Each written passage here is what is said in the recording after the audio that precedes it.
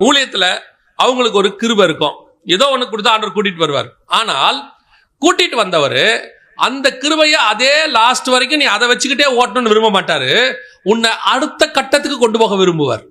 இன்னும் நீ அதுல என்ன ஆகணும், அதுல உள்ளதை உன்னை டெவலப் பண்ணணும், உட்கார்ந்து படிக்கணும். இப்போ பேதுருவும் யோவானும் படிப்பறிவு இல்லாதவர்கள், கரெக்ட் தானே?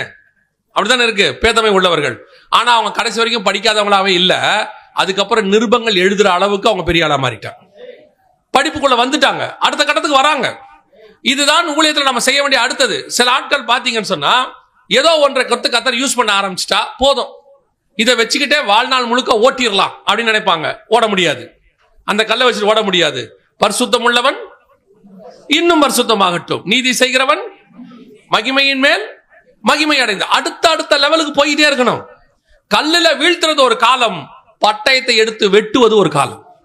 அப்ப பட்டயத்தை எடுக்கிறதுக்கு நீ உன்னை என்ன பண்ணணும், டெவலப் பண்ணணும், எடுத்து ஓடணும், அதுக்கு அடுத்த கட்டத்துக்கு போகணும். ஒரு குரூப் இருக்கு, ஒரு லெவலுக்கு வந்த பிறகு சோம்பேறி ஆயிடும். ஒரு லெவலுக்கு வந்த பிறகு சாட்டிஸ்பாக்சன், போதும் வந்துட்டோம், இது வரைக்கும் ஓகே, நல்லபடியா போயிட்டு இருக்குது, இதே இப்படியே இருக்கட்டும், அப்படியே ஆண்டவர் வர வரைக்கும் இப்படியே ஓட்டிடுவோம். ஆண்டவர் சொல்வாரு, அப்படின்னா நீ ஏலி மாதிரி ஆளு உட்காந்துட்ட, நீ அதுக்கப்புறம் யூஸ் ஆக மாட்டேன். நல்ல போராட்டத்தை ஓட்டத்தை ஓடிட்டே இருக்கணும், ஓடிட்டே இருக்கணும், ஓடு ஓடு ஓடு ஓடு, ஃபைனல் ஸ்டேஜ் வரைக்கும் ஓடு. அந்த இடத்துக்கு என்ன தேவையோ அதை கையில எடு, அந்த இடத்துல கல் இருக்கிற இடத்துக்கு கல் எடு. அடுத்து உனக்கு என்ன தேவைப்படுது? இப்ப பாருங்க, இந்த ஊழியத்தை தொடங்கும் போது எனக்கு ஒரு ஊழியக்காரர் சொல்லி கொடுத்தது, நான் அப்புறம் உங்களுக்கு சொல்றேன், அதை வேணா அதையும் உங்களுக்கு முன்னாடி சொல்றேனே. இந்த ஊழியத்தை தொடங்கும் போது எவிடன்சஸ் எல்லாம் கத்தர் வந்து எங்களுக்கு கொடுக்குறாரு. இந்த மாதிரி காரணம் நடக்குது உலகத்துல, நீங்க பாக்குறீங்களே சாயங்காலத்துல, அதை காட்டுறாரு. ஆரம்பத்துல எங்கிட்ட லேப்டாப்பும் கிடையாது, இந்த மாதிரி ப்ரொஜெக்டர் கிடையாது, எதுவுமே கிடையாது. அப்ப நாங்க என்ன பண்ணுவோம்னா, அந்த டைரியில எல்லாத்தையும் எழுதி, அந்த அன்னைக்கு வந்து பேப்பர் கட்டிங்க வெட்டி டைரியில பின் பண்ணி அந்த இடத்துல அந்த டேட்டை போட்டு வச்சிருப்பேன். இந்த நாளில் இந்த பேப்பரில் இது வந்தது அப்படின்னு அந்த பேப்பர் கட்டிங்கும் இருக்கும்.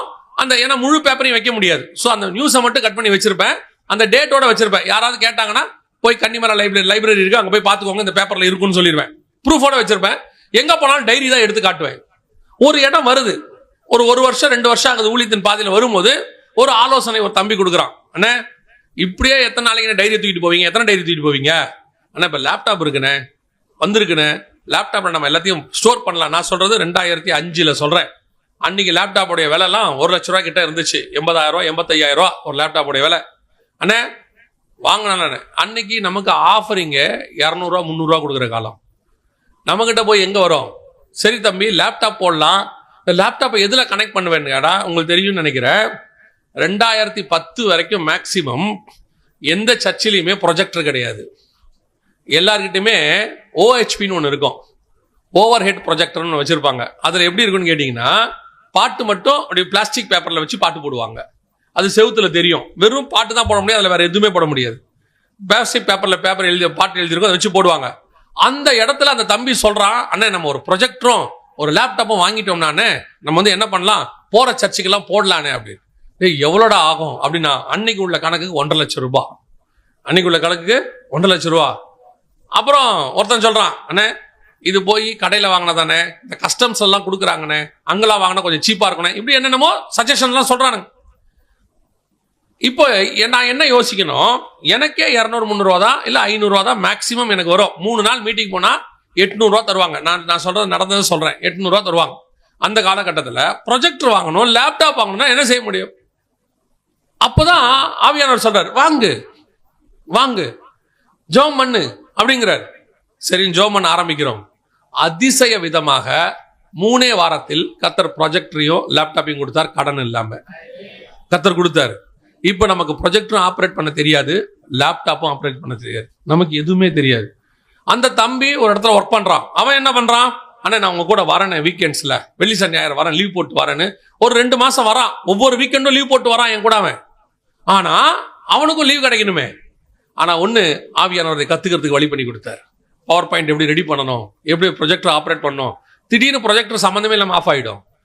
அது லோ வோல்டேஜில் ஆஃப் ஆச்சுன்னு எனக்கு தெரியாது. நான் ப்ரொஜெக்டர் ரிப்பேர் ஆயிடுச்சுன்னு நினச்சிப்பேன். மீட்டிங்லேருந்து ப்ரொஜெக்டருக்காரருக்கு ஃபோன் அடிப்பேன், என்ன ப்ரொஜெக்டர் கொடுத்துக்கிறீங்க, ரிப்பேர் ஆன பழைய ப்ரொஜெக்டர் கொடுத்துட்டீங்க, ஓட மாட்டேங்குது. அவரு பாஸ்டர் புது ப்ரொஜெக்டர் தான் பிரதர், அது ஓடும் பிரதர். திருப்பி மறுநாள் காலையில் போட்டால் ஓடும். அது லோ வோல்டேஜில் ஆகுதுங்கிறத கண்டுபிடிக்கிறதுக்கு எனக்கு 2 வாரம் ஆச்சு. வெறுப்பா இருக்கும், ஒண்ணுமே தெரியாது. ஆனா ஆண்டவர் சொன்னார், போ ஓடு, இதான் மினிஸ்ட்ரி, இதில் தான் போனோம். அதுக்கப்புறம் ப்ரொஜெக்டர் கொண்டு போவோம், லேப்டாப் கொண்டு போவோம், போகிற இடங்கள்லாம் கொண்டு போவோம். ஒரு சர்ச்சிலையும் இருக்காது.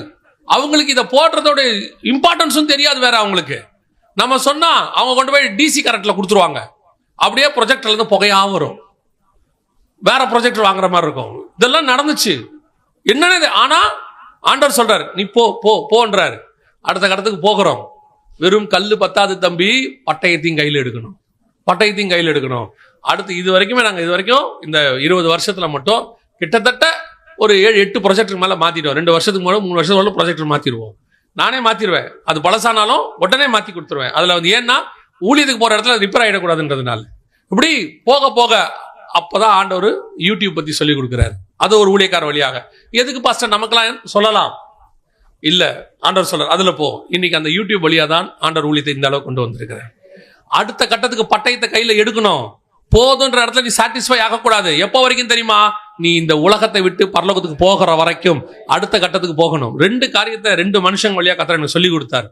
இது யாரோ நீங்க யங்ஸ்டர்ஸ் ஊழியத்துக்கு வர்றவங்களுக்கு நீங்க எடுக்கிறேன்னு நினைக்கிறேன். ஆண்டவர் ஏதோ சொல்லி கொடுக்குறாரு. 2 பேர் ஒரு போறதுக்காரு விதமா ஒரு டீச்சர், அவங்க இவ்விதமா பிரசங்கத்தை பண்ணாங்க. அவங்க அந்த பிரசங்கத்துல கேட்கறாங்க, இன்னைக்கு உள்ள மீடியாவை, இன்னைக்கு பவுல் ஊழியம் பண்ணா மீடியாவை யூஸ் பண்ணுவாரா மாட்டாரா? இன்னைக்கு இருக்குல்ல மீடியா இருக்குல்ல, மீடியானா இந்த யூடியூப் இதெல்லாம் இருக்குல்ல, இத பவுல் யூஸ் பண்ணுவாரா மாட்டாரா? யூஸ் பண்ணி சுவிசேஷம் சொல்லுவாரா மாட்டாரா? கண்டிப்பா சொல்லுவாரு, கண்டிப்பா சொல்லுவார். அவரை பொறுத்த வரைக்கும் கிறிஸ்து எவ்விதத்திலும் பிரசங்கிக்கப்பட்டால் சரி, கிறிஸ்து போனோம். அந்த ஆள் என்னென்ன மெத்தட் இருக்குன்னு பாக்குறான். கிரீக் உள்ளவங்களுக்கு கிரீக்ல பேசுறான், எபிரேயக்காரங்களுக்கு எபிரேயில பேசுறான், எழுத வேண்டியவங்களுக்கு எழுதுறான். என்னென்ன பண்ணணும், அவனை பொறுத்த வரைக்கும் சுவிசேஷம் போகணும். இது ஒரு பார்ட். நீ கல்லுல இருந்து பட்டயத்துக்கு வரல, ஒரு நாள் நீ காணாம போயிடுவ. கல்லு கடைசி வரைக்கும் யூஸ் ஆகாது, பட்டயம் தான் யூஸ் ஆகும். அடுத்த பட்டயத்துக்கு போகணும். இப்ப தாவீது பட்டயத்தை கையில எடுத்தான். அதுக்கு அடுத்து என்ன ஆகுது? யுத்தம் வருது. யுத்தத்துக்கு போகும்போது கல்லோட போல, எதோட போனான்? பட்டயத்தோட போனான். அதான் ரொம்ப இம்பார்ட்டன்ட். ஆனால் நீ பட்டயத்தோட போனாலும் சரி, கல்லோட போனாலும் சரி, ஜெயமோ கர்த்தரால் வரும். அதான் இங்க இம்பார்ட்டன்ட். நான் பட்டயத்தை கையில வச்சுட்டேன், டெக்னாலஜி இருக்கு, மீடியா இருக்கு, யூடியூப்ல இவ்வளவு ஃபாலோவர்ஸ் இருக்காங்க, அதெல்லாம் இல்ல. நீ பேசுவதில் உள்ள அபிஷேகம் என்பது கர்த்தர் கொடுக்கிறது. நீ சபையில பேசினாலும் சரி, யூடியூப்ல பேசினாலும் சரி, அல்லது போயிட்டு வாட்ஸ்அப்ல எதுல பேசினாலும் சரி, உனக்குள்ளது அபிஷேகம் என்பது கர்த்தர் கொடுக்கிறது. ஆனா ஒண்ணு நீ என்ன பண்ணிக்கணும்? ஓடி செல்லணும், அடுத்ததுக்கு போகணும். அப்டேஷனுக்கு போறேன்ட்டு ஆவிக்குரிய வாழ்க்கையை விட்டுறக்கூடாது. இது இன்னொரு பிரச்சனை இருக்குது. இங்க அப்டேட் ஆகணும். அந்த அப்டேஷன் கர்த்தருக்குள்ள இருந்து ஆகணும். எதை செய்தாலும் கர்த்தருக்குள்ள இருந்து, கர்த்தருக்கு வெளியே கிடையாது. நீ எல்லாவற்றையும் செய்ய கர்த்தர் உன்னை அனுமதி கொடுக்கிறார். எல்லாவற்றையும் செய்ய எனக்கு அதிகாரம் உண்டு, எல்லாமும் எனக்கு தகுதியாகிறாது. எது தகுதின்னு பார்க்கணும். இதை யூஸ் பண்ணலாமா வேண்டாமா, இதை பண்ணலாமா வேணாமா, இது நமக்கு யூஸ் ஆகுமா? எல்லா டெக்னாலஜியும் மினிஸ்ட்ரிக்கு யூஸ் ஆகாது. சிலது இருக்கு. இப்போ ஆரம்பத்துல நாங்க ஆண்டவருக்குள்ள உட்காந்து வளருகிற காலத்துல எங்களுக்கு இந்த மாதிரி டீச்சிங்லாம் எடுப்பாங்க. எடுக்கிறவங்க என்ன சொல்லிட்டாங்கன்னா, கம்ப்யூட்டர் 666 நீ அதை யூஸ் பண்ணக்கூடாது, அது பிசாசு, வீட்டுக்குள்ள டிவி இருக்கக்கூடாதுலாம் சொல்லிட்டாங்க. நாங்க டிவியும் போல, நான் கம்ப்யூட்டரும் படிக்கல. எங்க வீட்டில் சொல்லும் போது நான் கம்ப்யூட்டர் படிக்க மாட்டேன்ட்டேன். ஐயோ அது பிசாசு அப்படின்ட்டேன்.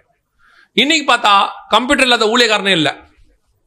எல்லா ஊழியக்காரனும் என்ன இருக்குது? கம்ப்யூட்டர் இருக்குது. சொன்னவரே கம்ப்யூட்டர் வச்சிருக்காரு. இப்ப அன்னைக்கு ஒரு 20 வருஷம் முன்னாடி பிரசங்கம் பண்ணாரு, அவரே கம்ப்யூட்டர் வச்சிருக்காரு. இப்ப எப்படி அவர்கிட்ட போய் கேட்க முடியுமா? சார் நீங்க 20 வருஷத்துக்கு முன்னாடி பண்ணீங்க, உங்களால நான் கம்ப்யூட்டர் படிக்காம போயிட்டு சொல்ல முடியும்? நம்மள மாத்திக்க வேண்டியதுதான். அப்போ எதை செய்யணும் எதை செய்யக்கூடாதுன்னு இருக்கு, எதை யூஸ் பண்ணும் எதை யூஸ் பண்ண கூடாது இருக்கு. அது கோலியாத்தின் பட்டயம் தான். இப்பவும் சொல்றேன், இந்த உலகத்தில் உள்ள டெக்னாலஜி என்பது பிசாசு கையில் உள்ள பட்டயம் மாதிரி தான். அதை எடுத்து பிசாசின் தலையத்தான் வெட்ட வேண்டுமே ஒழிய, அதை ஒரு நாளை எடுத்து ஆவிக்குரியவன் தலையை வெட்டக்கூடாது. நாம் அதை யூஸ் பண்ணணும். இன்னைக்கு நிறைய விஷயங்கள் இருக்கு, ஆனா சிலது நமக்கு தேவையில்லாததாக இருக்கும். இப்போ என் பாட்டு அபிஷேகமா இருக்கணுமா, நல்லா அழகா இருக்கணுமா? ஆவியோடும் உண்மையோடும் தான் ஆராதிக்கணும். அழகோடுன்னு ஆண்டவர் சொல்லல. அழகு இல்லாத குரலை அபிஷேகமா இருந்துச்சுன்னா போதும், அதுல 10 பேர் ரசிக்கப்பட்டுருவான். நீ அழகான குரலா இருந்து அபிஷேகம் இல்லைன்னா அது வெறும் என்டர்டைன்மெண்ட். அப்ப இந்த இடத்துல எதை நீ இம்பார்ட்டன்ஸ் கொடுக்கணும்? நான் அடுத்த கட்டத்துக்கு போகணும், ஆனால் அடுத்த கட்டத்துல என் கையில் இருக்குது கோலியாத்தின் பட்டயமான்னு பார்க்கணும். என் கையில உள்ளது பட்டயமா, நான் மாறனா? கல்லுல இருந்து எங்க மாறணும்? பட்டயத்துக்கு மாறணும். மாறி வரும்போது உனக்கு ஒண்ணு மட்டும் நீ மறந்துடக்கூடாது கடைசி வரைக்கும். இந்த வசனத்தை வாசிங்க, நான் முடிக்கிறேன். 1 சாமுவேலின் புஸ்தகம் 17ஆம் அதிகாரம் 47வது வசனம் வாசி முடிக்கலாம். கர்த்தர் பட்டயத்தினாலும் ஈட்டியினாலும் ரட்சிக்கிறவர் அல்ல என்று.